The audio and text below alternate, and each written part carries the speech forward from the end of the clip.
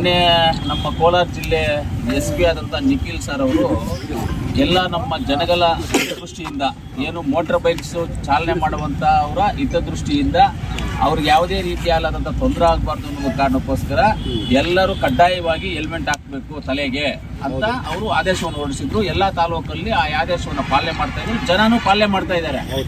ಯಾರೋ ಬಡವರು ಅಂತ ಅವರು ಗಾಡಿಗೆ ಇಟ್ಕೊಂಡಿರ್ತಾರೆ, ಒಂದು 700, 800, 500 ರೂಪಾಯಿ ಒಂದು ಹೆಲ್ಮೆಟ್ ತಗೋಬೇಕಂದ್ರೆ ಆಚೆ ಹೋಗ್ಬಿಟ್ಟು ಅದೆಲ್ಲ ಸ್ವಲ್ಪ ಜನಗಳಿಗೆ ಸಮಸ್ಯೆ ಆಗ್ತಾ ಇದೆ. ಅದರಿಂದ ವಿಶ್ವಾಸಕ್ಕೆ ನಾವೇನು ಮಾಡ್ತಾ ಇದ್ದೀವಿ ಇವತ್ತು ನಮ್ಮ ಆದಿನಾರಾಯಣ ಅವರು ನಮ್ಮ 2023 ಕಾಂಗ್ರೆಸ್ ಅಭ್ಯರ್ಥಿ ಇಲ್ಲವರು ನಾವು ನಮ್ಮ ನಾಯಕರಾದಂಥ ನಮ್ಮ ಬ್ಲ್ಯಾಕ್ ಕಾಂಗ್ರೆಸ್ ಅಧ್ಯಕ್ಷರು ನಮ್ಮ ಅಮಾನಣ್ಣ ಅವರ ನಾಯಕತ್ವದಲ್ಲಿ ಟೌನಲ್ಲಿ, ಆಮೇಲೆ ಆದಿನಾರಾಯಣ ಅವರು, ನಮ್ಮ ಶಿವಣ್ಣವರು, ರಾಜೇಂದ್ರ ಗೌಡರು, ನಾವೆಲ್ಲರೂ ಸೇರಿ ನಮ್ಮ ಸುವಾಸ್ ನಾವೆಲ್ಲ ಸೇರಿ ಆದಿನಾರಾಯಣನವರು ನಾನು 20,000 ಹೆಲ್ಮೆಟ್ ಕೊಡ್ತೀನಪ್ಪ, ನಮ್ಮ ಜನಗಳ ಒಂದು ಪ್ರಾಣನೇ ಮುಖ್ಯ, ಅವರ ಒಂದು ಹಿತದೃಷ್ಟಿನೇ ಮುಖ್ಯ, ಅವರು ಚೆನ್ನಾಗಿರೋದೇ ನನಗೆ ಒಂದು ಆಸೆ ಅಂತ ಹೇಳಿದರು. ಅದರಿಂದ 20,000 ಹೆಲ್ಮೆಟನ್ನು ಕೊಡಬೇಕು. ಇವಾಗ ಅದಕ್ಕೆ ಜಾಗ ಎಲ್ಲಿ ಮಾಡಿದ್ರೆ ಚೆನ್ನಾಗಿರುತ್ತೆ, ನಮ್ಮ ಟೌನಲ್ಲಿ ಗ್ರೌಂಡಲ್ಲಿ ಮಾಡ್ಬೋದಾ, ಇಲ್ಲ ಅಂದರೆ ನಮ್ಮ MG6 ಮಾರ್ಕೆಟಲ್ಲಿ ಮಾಡ್ಬೋದಾ, ಇಲ್ಲ ಎಲ್ಲಾದರೂ ಬೇರೆ ಜಾಗದಲ್ಲಿ ಎಲ್ಲಾದರೂ ಪೆಂಡಲ್ ಹಾಕಿ ಜಾಗ ಇದು ಮಾಡಿ ಅರೇಂಜ್ ಮಾಡ್ಬೋದಾ ಅನ್ನೋದನ್ನು ತೀರ್ಮಾನ ಮಾಡಕ್ಕೆ ಬಂದಿದ್ದೀವಿ. ಇಷ್ಟರಲ್ಲಿ ಜನವರಿನಲ್ಲಿ ಇದನ್ನು ಫಿಕ್ಸ್ ಮಾಡಿ ಹೆಲ್ಮೆಟ್ಸ್ ಆಲ್ರೆಡಿ ಒಂದು 5,000 ಬಂದಿದ್ದಾವೆ. ಆರ್ಡರ್ ಮಾಡಿರೋದು ಒಂದು 5,000 ಬಂದಿದೆ. ಇನ್ನು 15,000 ಬರಬೇಕು. ಲೋಡ್ಗಳು ಬರ್ತಾ ಇದ್ದಾವೆ, ಒಂದೊಂದು ಬರ್ತಾ ಇದೆ, ಮಧ್ಯಪ್ರದೇಶದಿಂದ ಬರ್ತಾ ಇದೆ. ಅದೆಲ್ಲ ISI ಮಾರ್ಕು ಒಳ್ಳೆ ಒರಿಜಿನಲ್, ಏನು ಇದೇನಿಲ್ಲ ಅಂತವೇ ತರಿಸ್ತಾ ಇರೋದು, ಬರ್ತಾ ಇದ್ದಾವೆ ಲೋಡ್ಸು. ಎಲ್ಲ ನೋಡಿಕೊಂಡು ಡೇಟ್ ತೀರ್ಮಾನ ಮಾಡ್ಕೊಂಡು ಕೊಡ್ತೀವಿ. ಅಲ್ಲ ಹಬ್ಬ ಆದ್ಮೇಲೆ ಸರ್, ಸಂಕ್ರಾಂತಿ ಹಬ್ಬ ಆದ್ಮೇಲೆ ಅದೇ ಪ್ಲೇಸ್ ಇನ್ನ ಫಿಕ್ಸ್ ಇಲ್ಲ.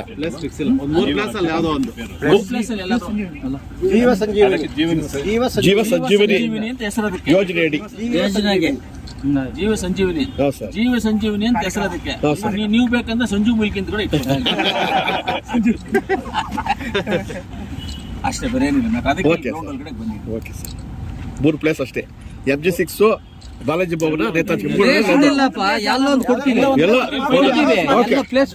ಅಷ್ಟು ಗಾಡಿಗಳು ಎಷ್ಟು ಬರ್ತವೆ, ಜನ ಎಷ್ಟು ಬರ್ತಾರೆ, ಅವ್ರು ಪಾರ್ಕಿಂಗ್ ಹೆಂಗ್ ವ್ಯವಸ್ಥೆ ಮಾಡಬೇಕು, ಪ್ಲಸ್ ಅದೆಲ್ಲ ನೋಡ್ಕೋಬೇಕಲ್ಲ. ಯಾವ್ದು ನಮ್ಗೆ ಅದು ಅನುಗುಣವಾಗಿ ಕರೆಕ್ಟ್ ಆಗಿ ಸೆಟ್ ಆಗುತ್ತೋ ಅಲ್ಲಿ ಪ್ಲೇಸ್ ನೋಡ್ತಾ ಇದ್ದಾರೆ, ಹುಡುಕ್ತಾ ಇದ್ದಾರೆ ಸರ್. ಅದ್ ಹೆಂಗ್ ಗಾಡಿಗಳು ಹೆಂಗ್ ಸರ್, ಅದೇನ್ ಲೈಸೆನ್ಸ್ ಇರ್ಬೇಕಾ, ಹೆಂಗ್ ಯಾವ ತರ ಕೊಡ್ತೀರಾ ಅಂತ?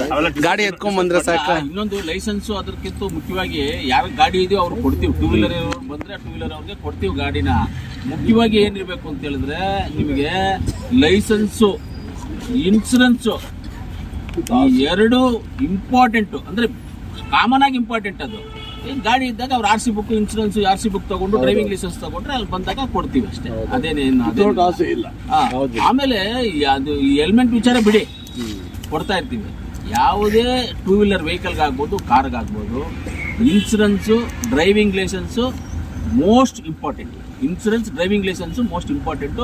ಆ 2 ಇರಲೇಬೇಕು ಜನಕ್ಕೆ. ಪಾಪ ಅದನ್ನ ಇವಾಗ ನೀವು 2 ವೀಲರ್ ಹಿಡ್ಕೊಂಡ್ರೆ ಯಾವುದಕ್ಕೂ ಇನ್ಸೂರೆನ್ಸ್ ಇರೋದೇ ಇಲ್ಲ. ಇನ್ಸೂರೆನ್ಸ್ ಇಲ್ಲಾಂದ್ರೆ ಬಲೆ ಡೇಂಜರ್ ಸರ್. ಅದು ಮನೆಗಳು ಹೋಗ್ಬಿಡ್ತವೆ, ಅಷ್ಟೊಂದು ಡೇಂಜರ್. ಕೋರ್ಟು, ಆಮೇಲೆ ಯಾರಿಗೋ ಹೊಡೆದ್ರು ಸತ್ರು, ಅದು ಕೋರ್ಟ್ ಇದು ಮಾಡಿ ಎಲ್ಲ ರಾಮಾಯಣ. ಅದರಿಂದ ಯಾರಿಗೂ ಏನು ಆಗಬಾರ್ದು ಅನ್ನೋಕ್ಕೋಸ್ಕರ ನಾವು ಇದು ಮಾಡ್ತಾ ಇದ್ದೀವಿ. ಇದಕ್ಕೆಲ್ಲ ಇನ್ಸೂರೆನ್ಸ್ ಎಲ್ಲ ಕಡ್ಡಾಯ ಇಲ್ಲ. ಇನ್ಸೂರೆನ್ಸ್ ಪಕ್ಷಾತೀತವಾಗಿ ಯಾರಾದ್ರೂ ಬರ್ಬೋದು, ಇಂಪಾರ್ಟೆಂಟ್. ಯಾಕಂದ್ರೆ ಕಾಂಗ್ರೆಸ್ ಆದ್ರೆ ಕಾಂಗ್ರೆಸ್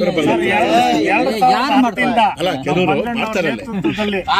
BJP, JDS ಅವರು ಯಾವ ಪಾರ್ಟಿ ಪಕ್ಷಾತೀತ ಯಾರನ್ನ ಬರ್ಬೋದು, ಯಾರು ಅಲ್ಲ. ಕೆಲವರು ಮೊನ್ನೆ ನಾವು ದೀರ್ಘ ಸುಮಂಗ್ಲಿ ಪಕ್ಷಾತೀತ ಮಾಡ್ತೀವಿ, ಅದೇನು ಆತರ ಏನು ಇಲ್ಲ.